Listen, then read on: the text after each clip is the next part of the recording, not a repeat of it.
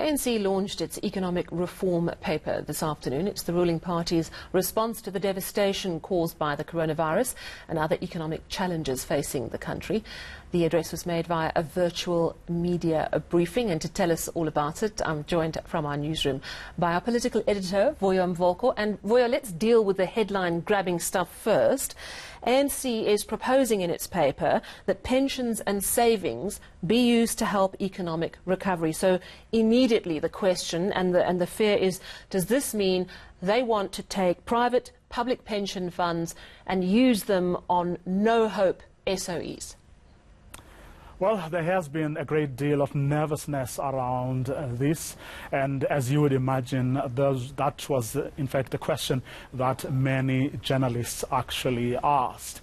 And Enoch Godongwana was at pains really trying to explain that there won't be a grab. However, they do want to suggest to those who are in charge of pension funds that there should be a great deal of investment on job creating infrastructure programs. So the ANC does want that to happen, and apparently they have been having conversations with the industry, with Treasury and other key role players. Listen to Enoch Godongwana explaining that.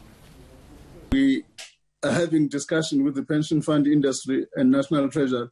We've not gone into the finer details as to what those changes should be. But surely we're not going into a prescription framework in that document. All right, so Voyo, no grab, but they are discussing. You know, it's interesting. It's all about, I suppose, how the money would be used. I spoke to Maya Fisher-French recently about this issue, and she said no one really would have an issue in investment in sound projects, but no one wants to see their hard-won pension money being thrown into SOEs that aren't working. Indeed, and I mean, a couple of economists this morning were writing about this very same issue, that where you see inefficiencies in the system, where there has been corruption that the president and the ministers have actually admitted to, it becomes very important to know that if you take people's pension money, it should go to worthy investments and it should be handled properly. Enoch Godongwana saying, I mean, that is part of the whole package of reforms that they are talking about. They are engaging with everybody. But what's going to happen now is over the next few months, there's going to be conversations right across the broad spectrum of South African society where these issues will be debated and final positions will have to be made. Do remember, of course, that there are people within the ANC who are opposed to some of the proposals that are being made. There is the notorious radical economic transformation a crowd within the ANC that is opposed to some of the things that have been proposed. You'll remember that last year Treasury and Finance Minister Tito Mboweni made some proposals which were widely condemned by many people within the ANC, including alliance partners. So those are the people who will now have to be convinced.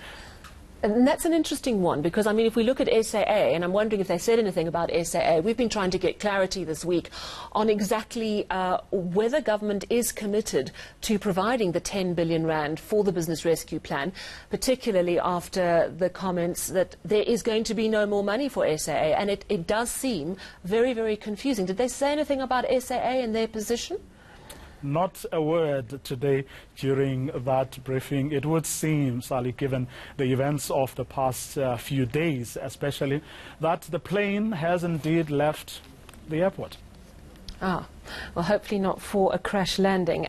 Focusing in on the infrastructure build, which the President has spoken about before, and that really is a way it will grow jobs, it will grow our country. Was there discussion about reliance on private partnerships, on working strongly with the private sector? Did that come through as a strong theme at all this afternoon? Very much so, Sally. That is, in fact, one of the two pillars of what was put on the table by the ANC today.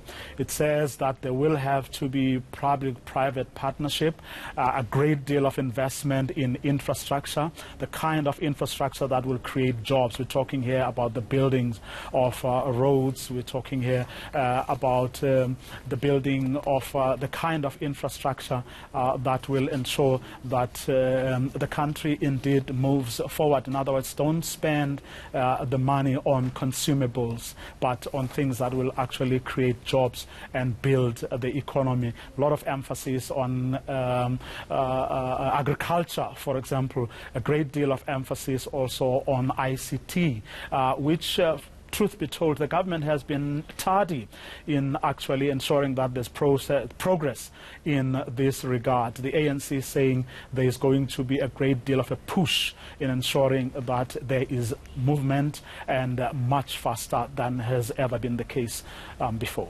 Well, thank you very much for giving us a really quick understanding of what is in that ANC economic recovery document. That's our political editor, Vuyo Mvoko.